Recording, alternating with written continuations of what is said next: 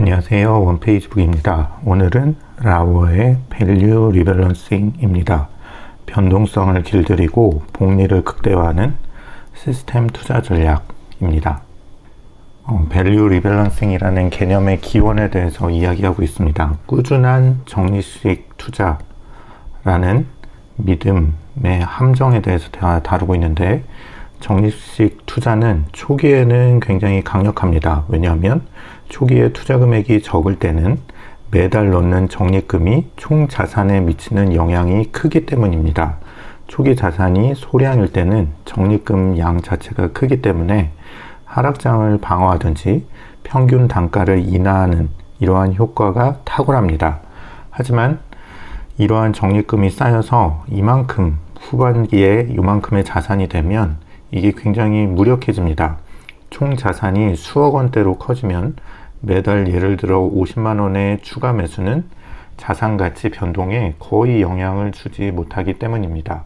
예를 들어서 5억 원 가량의 TQQQ를 보유할 때 50만 원의 추가 매수는 총 자산의 0.1%에 불과하기 때문에 초기에 가졌던 하락장 방어, 평균 단가 인하 효과가 거의 미미하다고 할 수 있겠습니다.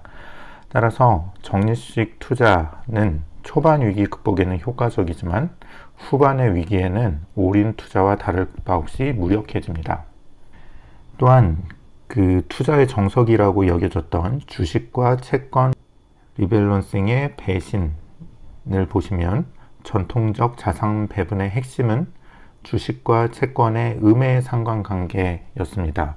여기에서 보시면 2002년도부터 일부 해를 제외하고는 계속해서 상관계수가 0 이하, 마이너스였기 때문에 주식과 채권의 리밸런싱이 가능했습니다. 따라서 포트폴리오의 변동성을 줄여주는 방파제 역할을 했었는데, 이 스파이와 TLT, 장기채의 20년 상관관계를 보면 최근에 있어서 이러한 관계들이 20년 이후로 붕괴된 것을 알 수 있습니다. 왜냐하면 첫 번째 이유로 금리 하락 시대가 종말하였기 때문입니다. 1980년대 이후에 40년간 이어진 장기간의 금리 하락은 채권 가격에 꾸준한 우상향을 이끌었습니다. 금리가 하락해야 채권 가격이 높아지기 때문이죠. 이것이 주식과 채권의 리밸런싱이 효과적이던 핵심 배경이었는데, 하지만 코로나 팬데믹 이후에 제로금리와 양적 완화가 종료되고 인플레이션의 압력으로 금리 상승 추세가 시작되었습니다. 금리가 상승하면 채권 가격은 떨어지겠죠. 따라서 더 이상 채권은 안전자산이 아니게 되었습니다. 따라서 그 이전에 포트폴리오로 여겨졌던 주식 채권이 아니라 주식과 현금을 리밸런싱하는 개념이 이 책의 주요 개념입니다. 원리는 미리 정해진 밸류 패스, 가치의 경로를 기준으로 삼아서 이 노란 선이 이 밸류의 패스인데, 주가가 이 경로를 넘어서게 되면 매도를 하게 되고, 이 밸류보다 떨어지게 되면 매수를 하게 됩니다. 따라서 감정적인 시장의 타이밍을 배제하고 싸게 사서 비싸게 파는 원칙을 시스템으로 자동화하여서 장기적인 복리 수익을 극대화하는 방법이라고 하겠습니다. VR 시스템의 작동 원리를 보시면 저수지와 연못으로 비유할 수가 있는데, 이 저수지와 연못 중간에 밸브가 있습니다.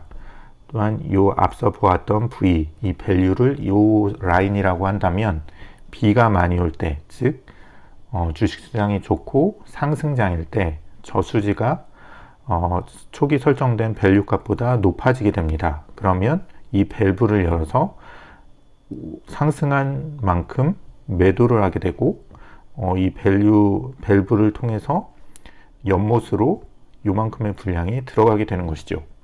가뭄이 들 때는 하락장입니다. 아무래도 밸류보다 가격 자체가 빠지게 됐을 때는 이 밸브를 열어서 이 연못에서 이 저수지 쪽으로 물이 흐를 수 있도록 하는 것입니다. 즉 비가 많이 올 때, 장이 좋을 때는 저수지의 물이 V를 넘어 넘치려고 하면 밸브를 열어서 물을 연못으로 옮기는 것, 이것은 매도와 수익 실현이라고 한다면, 저수지의 물이 V 아래로 마르면, 하락하게 되면 연못의 물을 가져와서 저수지를 채웁니다.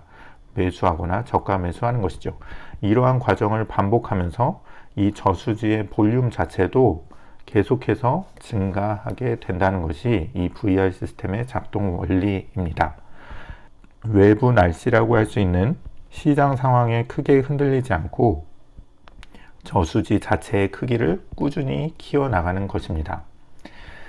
이 VR의 엔진은 핵심 공식과 변수를 구체적으로 보시면 처음에 설정한 V1 값에 풀분의 G를 더한 것에 적립금과 인출금을 더하거나 뺄 때, 이것은 적립식, 거치식, 인출식 이 세 가지에 필요한 상수입니다. 이 V를 보시면 내 자산의 전체 목표 가치입니다. 자산의 전체 가치라고 할 수 있겠죠. 이 선을 기준으로 매수와 매도를 결정합니다. VR의 척추와 같습니다. 풀은 현금으로 아까 그림에서 보았던 연못에 해당합니다. 하락장을 대비하는 실탄으로 풀의 규모가 크면 클수록 더 공격적인 저가 매수가 가능합니다. 이 VR의 사이클이 2주마다 한 번씩 돌아오게 되는데, 그때마다 적립금을 추가해주면 이 적립금이 풀로 채워지고, 이 밸류 값에서 지나치게 높아진 가격에서 매도를 했을 때 이 매도한 만큼 다시 이 풀로 채워지면서 이 풀도 점차적으로 커지게 됩니다. 이 G값, 상수인 그레디언트는 전략의 공격성을 조절하는 다이얼이라고 할 수 있는데, G값이 분모값이기 때문에 이 가격이 낮을수록 이 V값은 더 가파르게 상승을 합니다. G값이 높으면 높을수록 분모이기 때문에 전체적으로는 V가 더 완만하게 상승하게 됩니다. 더 안정적이라고 할 수 있겠죠. 인출식이나 거치식에서 G값을 이렇게 높게 조절할 수가 있겠습니다. 예를 들어 보면 김계미 씨의 사례를 들고 있는데, 자산을 TQQQ 나스닥 100 지수의 3배 레버리지 ETF를 2주 주기로 결정을 하고 투자를 하게 됩니다. 초기 변수를 보시면 초기 자금을 5,000달러라고 하고, TQQQ를 110수를 45.45달러 기준으로 매수를 하면 초기 V1 값은 4,999.5달러가 됩니다. 초기 풀은 5,000에서 요것을 뺀 0.5달러가 되고, 2주마다 정기 적립금은 250달러가 되겠죠. G값은 처음에 적립식이기 때문에 보통 10으로 잡습니다. 또한 처음엔 공격적으로 전략을 운용해야 되기 때문에 풀의 사용 한도는 75% 정도로 설정을 합니다. 매수와 매도 밴드를 설정하는데, 이 V값에서 플러스 마이너스 15%에 해당하는 것, 매수점은 15% 하락한 값인 4,249.58달러일 때 그 가격을 기준으로 해서 떨어지는 만큼 예약 매수를 걸어두게 됩니다. 매도점은 V값의 플러스 15% 정도인 5,749달러 정도에서 계속 매도점을 2주 동안 예약 매수를 걸어놓게 됩니다. VR의 한 사이클을 보시면 V가 어떻게 성장하는지 볼 수 있는데, 사이클 1이 2주 단위라고 했죠. 이것이 종료 후에 사이클 2의 시작 시점을 보겠습니다. 2주 후에 자산을 확인했더니 처음에 4,999.5달러였는데 TQQQ의 평가 금액이 2주 후에 4,877.4달러로 떨어졌습니다. 기존의 풀은 0.5달러가 있었고 신규 적립금으로 250달러를 추가하였습니다. 이 다음 사이클 V2를 계산해 보면 이 각각의 금액을 여기에 대입해서 계산을 해보면 V2는 5,249.55달러가 나오고, 요 5,249.55달러를 기준으로 해서 마이너스 15%, 플러스 15%의 새로운 매수 매도 밴드를 설정하게 됩니다. 시장이 횡보했음에도 불구하고 적립금과 풀을 반영하여서 나의 목표 가치 이 밸류 값 자체는 이전보다 V1보다 V2가 V1은 4,999.5달러였는데 V2가 더 상승하게 됩니다. 체계적으로 성장하게 되는 것이죠.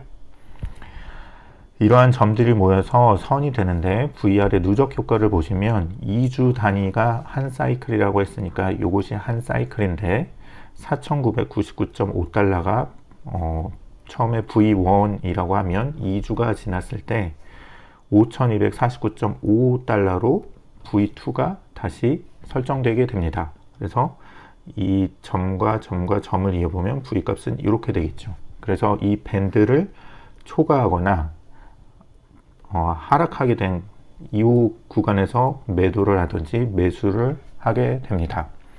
시장 등락과 관계없이 나만의 가치 기준선 V는 계획대로 성장합니다.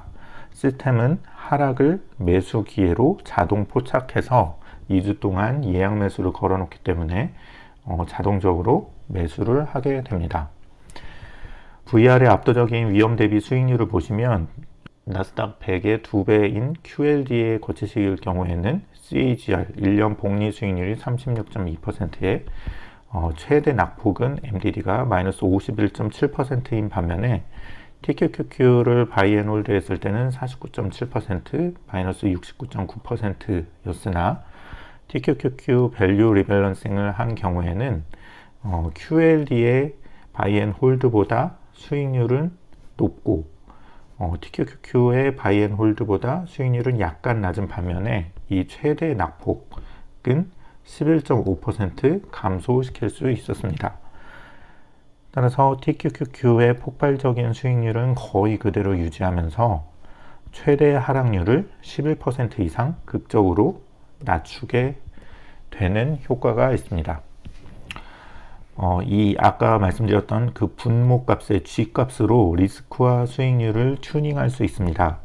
G값을 10으로 정했느냐 20으로 정했느냐에 따라서 이 MDD 차이가 10으로 정했을 때는 기울기가 가팔라지기 때문에 마이너스 58.4%로 급속히 떨어지는 반면에 G값을 20으로 해서 이 기울기를 좀 완만하게 하면 CAGR은 조금 낮아질지언정 MDD도 낮추는 효과가 있다. 더 안정적이고 낮은 변동성을 선호하게 된다 라는 것이죠. 그래서 거치식이나 나중에 인출식에 더 합당한 수치라고 할 수 있겠습니다. 이것을 개인이 각자 정할 수 있는 것이죠. 가장 큰 공포, 주식시장에서 가장 큰 공포는 시장 타이밍, 언제 팔지, 언제 살지 이것을 파악하기가 너무 힘든데 이것으로부터의 자유가 주어집니다. 만약 내가 고점에 투자하거나 저점 근처에서 시작하든지 어찌 되었든 간에 시간이 흐르면 결국에는 비슷한 가격으로 수렴하게 되는 것이죠. 운이 나쁜 시작, 고점에서 매수했을 때는 더 빠른 저가 매수를 의미할 뿐이고 운이 좋은 시작은 더 빠른 수익 실현을 의미할 뿐입니다. 진입 시점의 유불리를 장기적으로 평준화시킵니다. 시작 후에 수년이 지나면 최종 수익률에 크게 영향을 미치지 않는다라고 합니다. 중요한 것은 언제 시작했는가가 아니고 시스템을 지켰는가라고 할 수 있겠습니다. 더 빠른 대응을 위해서 앞서 고전적인 공식에서 실력 공식이 추가되었는데 이 V2, V1 더하기 G분의 풀 플러스 마이너스 인출금 거치금에서 이 변수를 더합니다. 이 evaluation이란 값을 더하게 되는데 2주기 종료 시점, 한 사이클이 2주이기 때문에 이 종료 시점에 실제 TQQQ 평가 금액을 이 식이 의미하게 됩니다. 기본 공식에는 TQQQ가 급격하게 하락하게 됐을 때 이것을 제대로 반영하지 못한다라는 단점이 있습니다. 실제 움직임과 무관하게 지속적으로 상승만 하기 때문입니다. 따라서 이 기울기, V의 기울기를 음의 방향으로 낮출 필요가 있는데 이 공식이 이러한 니즈를 충족하게 됩니다. 실제 주가를 공식에 반영시켜서 V 값이 시장 상황에 더욱 역동적으로 반응할 수 있게 하는 것이죠. 하락장에서는 V가 실제 주가보다 더 빨리 하락해서 매수 시점을 앞당기기도 하고, 상승장에서는 V가 실제 주가보다 더 빠르게 상승해서 수익 실현을 앞당기게 되는 것입니다. VR 철학은 감정을 지배하고 시스템으로 부를 쌓는 길입니다. 감정을 배제하는 것이죠. 공포와 탐욕에 따른 충동적인 결정을 원천적으로 차단하고 모든 매매를 규칙에 기반을 두게 합니다. 강제적으로 원칙을 실행하고 사실 2주 전에 설정만 해놓으면 그 뒤로는 아무것도 할 일이 없습니다. 적립식이나 거치식, 인출식 등 생애 주기에 따라서 유연한 적응성을 가지고 현대 시장에 최적화되어 있습니다.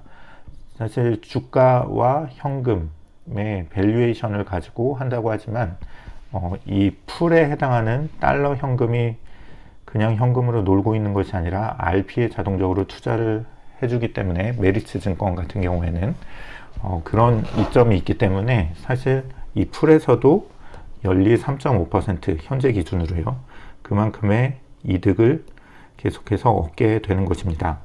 오늘도 들어주셔서 고맙습니다. 원페이지 북이었습니다.